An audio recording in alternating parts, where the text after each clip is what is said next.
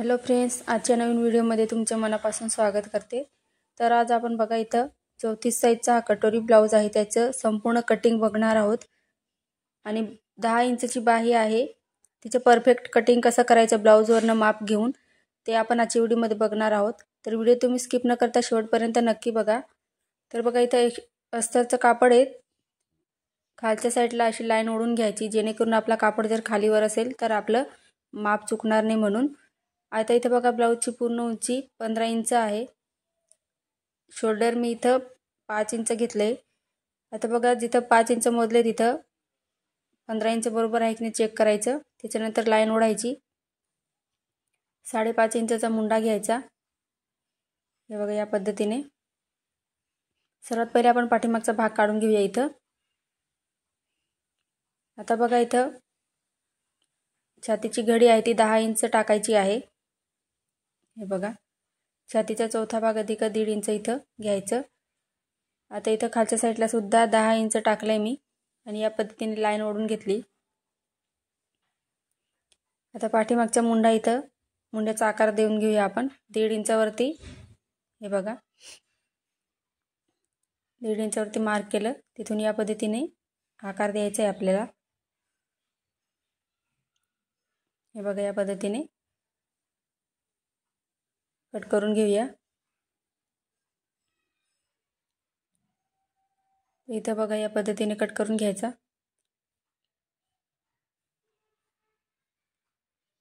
तर या ब्लाउजला बघा पाठीमागच्या भागाला सिंपल असा पानगळा सांगितलेला आहे आणि पाठीमागे शोची हुक सांगितलेली आहे। तर व्हिडिओ कोणाला पुढचा पाहायचा असेल तर कमेंट करून नक्की सांगायचा पुढचा व्हिडिओ पाहायचा आहे असं। तर इथं आता बघा कटिंग झालेली पाठीमागच्या भागाची। आपण आता इथं बघा बाहीची कटिंग पाहूया। हे बघा कापड व्यवस्थित ठेवून घ्यायचं, अस्तरचं कापड आहे। तर लांब बाही होती त्याच्यामुळे मग मी इथं 1 मीटर अस्तरचं कापड आणलेले आहे, व्यवस्थित करून घ्यायचं बघा। आता 10 इंचची छातीची घडी टाकली होती, तर बाही कटिंग करताना इथं 9 इंच आपल्याला बाहीची घडी टाकायची असते। हे बघा जिथे 9 इंच येईल तेवढा कापड आपल्याला इथं फोल्ड करायचा आहे, म्हणजे 4 पदरी कापड घ्यायचं आहे। हे बघा या पद्धतीने। आता हे बघा मापाचं ब्लाउज घेतलेलं आहे मी इथं। तर बघा असं बाहीला असं व्यवस्थित नीट धरायचं आणि शोल्डर पासून तर इथं दंडगेरपर्यंत आपल्याला बाहीची उंची मोजायची आहे, म्हणजे लांबी। हे बघा 12 इंच आलेली आहे। उलटं करून बघा, तसं व्यवस्थित जर नाही आलं तर उलटं करून परत एकदा माप घेऊन घ्यायचं।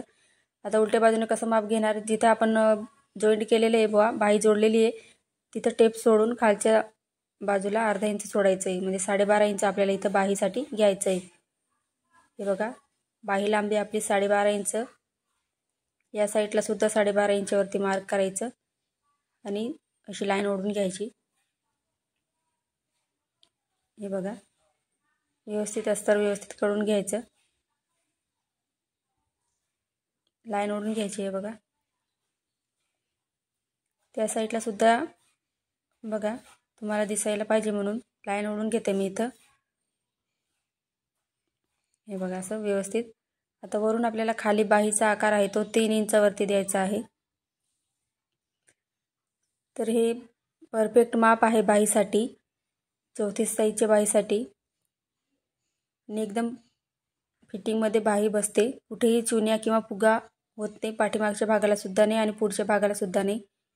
आता बघा जिथे आपण बाहीचा आकार देण्यासाठी पॉईंट घेतला 3 इंचचा, तिथून मध्ये आतमध्ये 2 इंचचं मार्क करायचं आहे 2 इंचावरती। त्याच्या पुढे आपल्याला 2-2 इंचावरती 3 मार्क करायचे बघा। आता पहिलं मार्क केले तिथून खालच्या बाजूला अर्धा इंचावरती मार्क करायचा आणि जे 2 पॉईंट आहे त्यांचे वरून आपल्याला 2 पॉईंट असे अर्धा इंचावरती मार्क करायचे।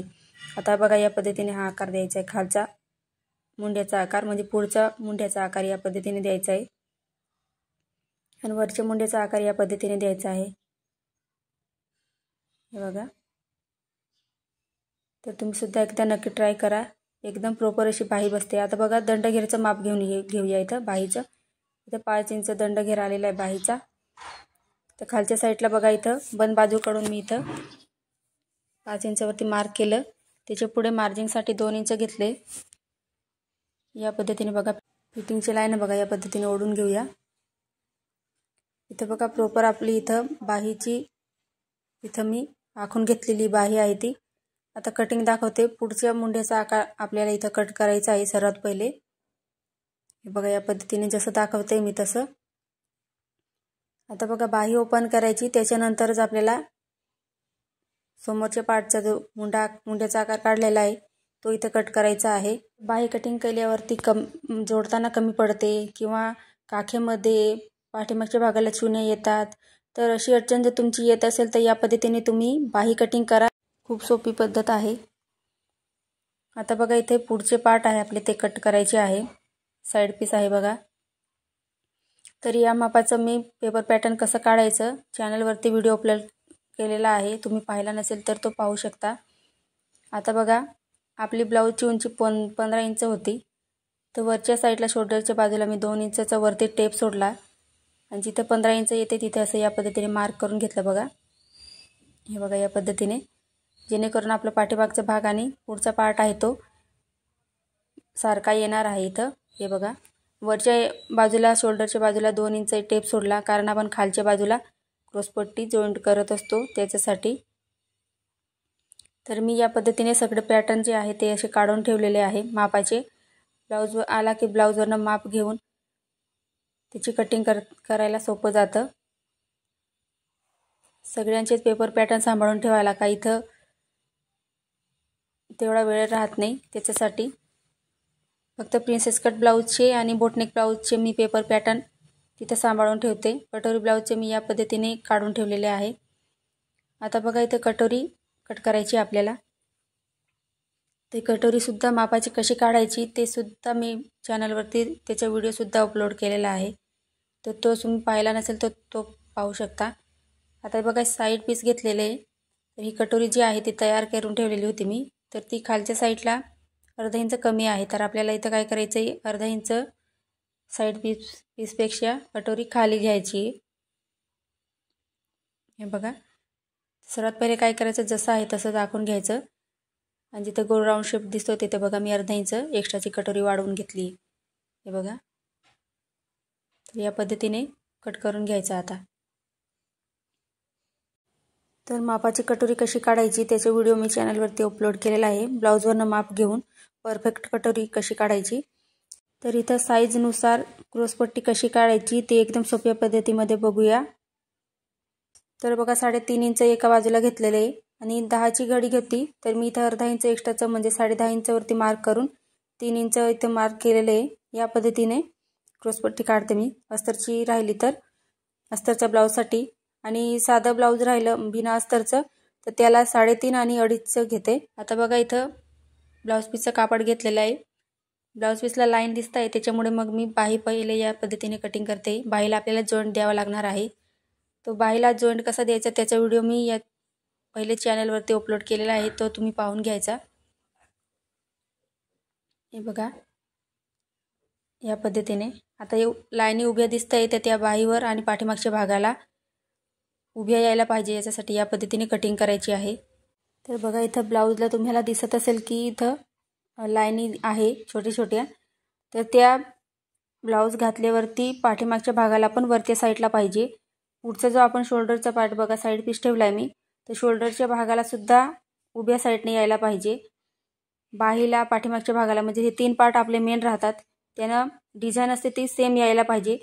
त्यासाठी या पद्धतीने तुम्ही ब्लाऊजची कटिंग करायची आहे, जेणेकरून तुम्हाला डिझाईनचा ब्लाऊज असेल तर कटिंग करायला अडचण येणार नाही। तर सर्व पार्ट बघा या पद्धतीने कटिंग करून घ्यायची। आता कटोरी जिथे बसेल तिथं तुम्ही व्यवस्थित बसवायची आणि कटिंग करून घ्यायची आहे। तर आजचा व्हिडिओ तुम्हाला कसा वाटला प्लीज कमेंट करून नक्की सांगा। व्हिडिओ जर आवडला असेल आजचा तर प्लीज व्हिडिओला लाईक करा। चॅनलवर नवीन असाल तर चॅनलला सबस्क्राईब करायला विसरू नका। पुढचा व्हिडिओ तुम्हाला कोणत्या टॉपिकवर पाहायचा आहे ते सुद्धा कमेंट करायला विसरू नका। आजचा व्हिडिओ पूर्ण पाहिल्याबद्दल तुमचे मनापासून खूप खूप धन्यवाद।